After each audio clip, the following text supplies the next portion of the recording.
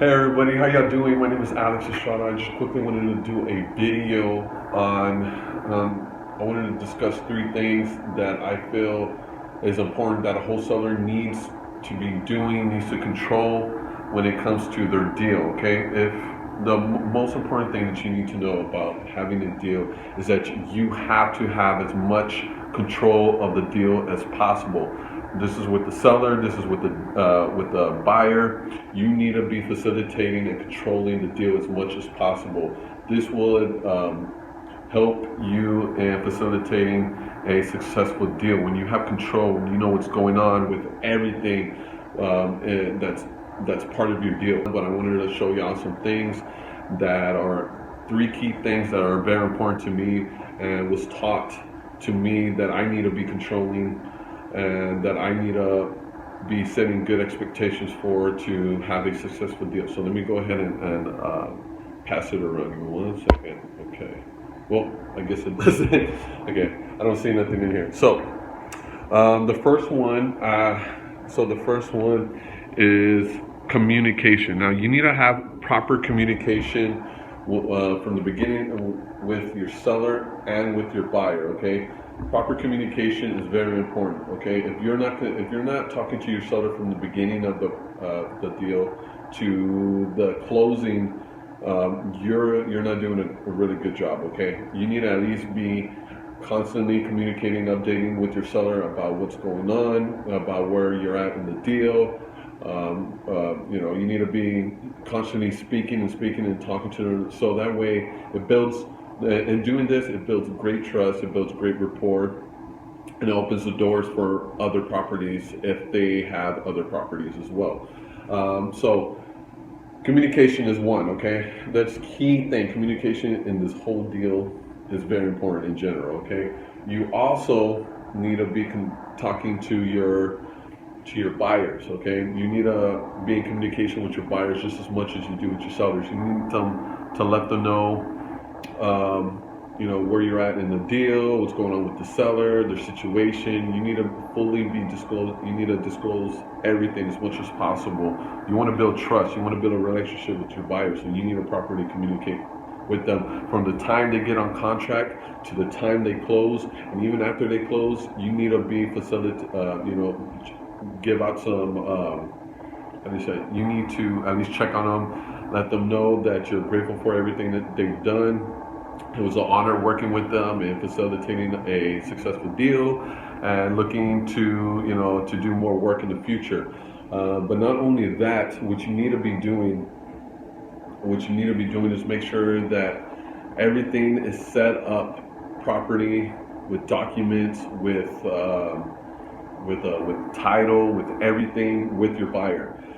So if a buyer is asking you, hey, what's going on? How are we going to close? This and that, and they're constantly asking you, it's because you're not doing a good job. Okay, you need to think about this stuff. You need to be ahead of the game. You need to properly, let them know that everything's good, everything's entitled, and the title is going to be clear, or the title is clear, the title commitments came in, everything's good to go. Is there anything you need me to do for you, buyer, or need me to speak to the title about anything?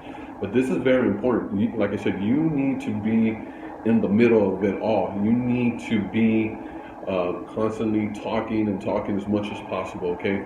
Now, there is a such thing as talking too much to to your seller and your buyer, okay? But most importantly, what's called, they got other things that they need to be doing as well. So if you expect to be closing on a deal within 30 days, you need to be constantly talking to your seller at least once a week, okay?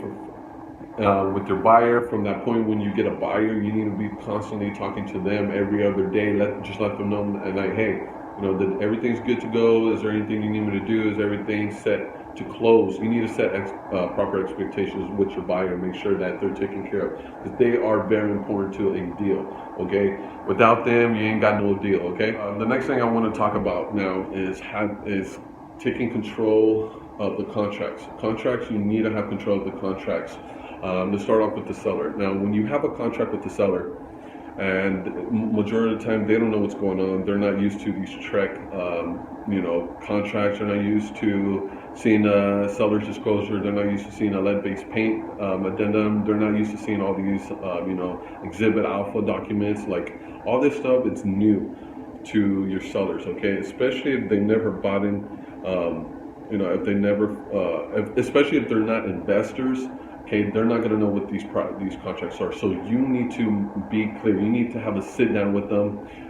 If you can facilitate a meeting where you can get them to sign a contract with you, then you need to guide them. Okay, you need to explain to them not every single thing. You don't have to explain to them every single thing, because majority of the time they don't know what the hell that you're talking about anyway. But the most important facts about the contract, like when is it closing, how much are they getting.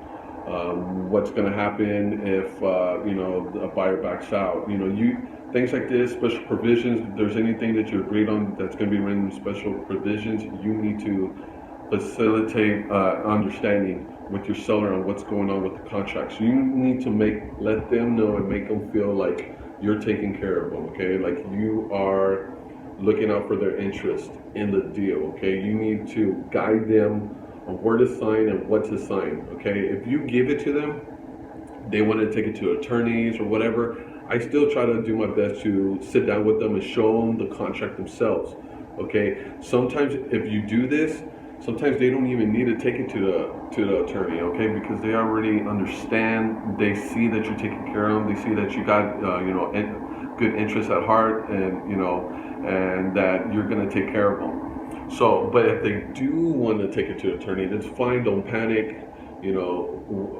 What a lot of these sellers don't understand is that attorneys are paid to find something wrong with it. Okay, and especially if they don't know what wholesaling is, or they don't know what what an assignment of contract is.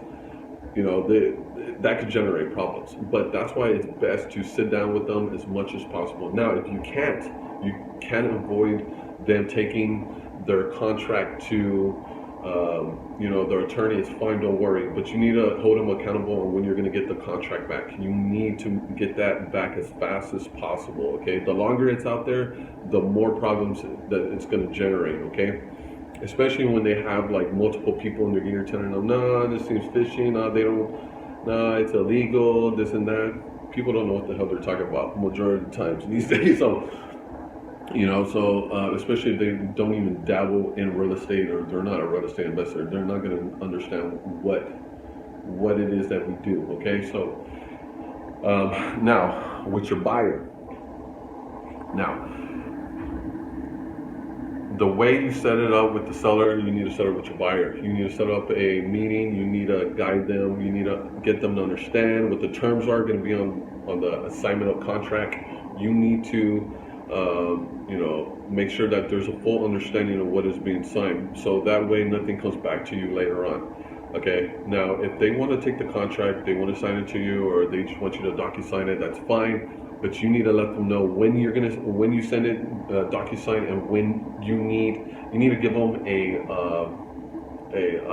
a date on when that contract needs to be signed by, or when they need to get it back to you. Okay, you need to have control over the contracts. You need to know who has the contract, when you're going to get it back, and when it's going to get to title. You need to know all this stuff. Okay, control is key here. Okay, now if you have any questions about what I'm talking about, feel free to message me. Maybe there's something that I missed that maybe you want me to speak about next time. When I make another video, it's fine. Just let me know. Okay, so the third thing that I feel like, where is that? The third thing that I feel like people need to understand and have control over is your walkthrough. Now let's talk about having a walkthrough, facilitating access for your buyer. Now, if you've never been on a walkthrough, don't panic, it's fine. What you got to do, what is your job on a walkthrough for your buyer. Okay, let's talk about your buyers first. Okay, so when you do a walkthrough for your buyers, what you need to do is facilitate access for them. You got to make sure that they can get in. Now, if there's tenants, you need to make sure that the tenants understand that there's going to be a walkthrough, that there's going to be people coming up in and out of their house, and that it's going to be real quick. Okay, 9 times out of 10 is nobody in their house. Okay, one, it makes them feel uncomfortable knowing that people are looking in their house because they're gonna, and there's possibility that they're gonna be moving. Two, it's about privacy. People don't want random strangers in their house. Okay, so be respectful. Three, you got to make sure that your buyer gets in that house no matter what. There's tenants that sometimes that are just, you can't compromise with them, all right? Believe it or not, some tenants will not let you in their property. They just won't. No matter the seller, it doesn't matter. They want to slow this deal down as much as possible because they know that they're gonna have to be moving, and that they know that if people get in their house and see the property, that they're gonna most likely be moving. So for whatever reason the tenant does not want to comply, offer them some money. There's a lady that I have to take, that I always have to ask permission for to allow us to go into her property, and she doesn't like that. So what I do is I pay her $10. She's happy. Every $10 every time, right? Especially if my fee's gonna be a couple of $1,000s, $10 ain't shit to me. Okay, so if it takes $10 for my buyers to get in the house, so be it. Okay, you got to do what you got to do to get the job done. Okay, don't worry. It's nothing personal. These tenants just don't like people, especially if these tenants are older. They don't like nobody, so don't feel bad, okay? Don't take it personal, okay? But going back to the walkthrough, having control. Now with your buyer. Now sometimes you might be working with the wholesaler, another wholesaler. You might be joint venturing with the wholesaler or whatever, and they bring a buyer. Okay, you still got to show up. You got to make sure that their buyer is going to get in. So what I do is, if somebody is bringing another buyer, I just make sure that they can get in, and I step back and I step out and if they have any questions, I answer it for them. But you don't talk to another wholesaler's buyer unless they ask you a question, okay? It's like stepping on their toes, trying to get them out the way. That way you could, because honestly, you do not know what has been discussed. You do not know what the terms between them were, so you don't want to say anything and burn yourself, okay? Now, walk through with the seller. Now, when you do a walkthrough with the seller, you need to, you need to be respectful. You need to, you need to facilitate, some understanding. You need to get them to know that in the future, there's going to be GCs coming in. There's going to be, whatever the case is, if you ever have to go back into the property, you just got to make sure that they understand that and that you're going to be needing access, and it might be random at times, okay? But you need to set that expectations, okay? If you don't let them know at the beginning of the deal that there's people going to be coming in and out, if you're not setting proper expectations, you're just asking for problems, okay?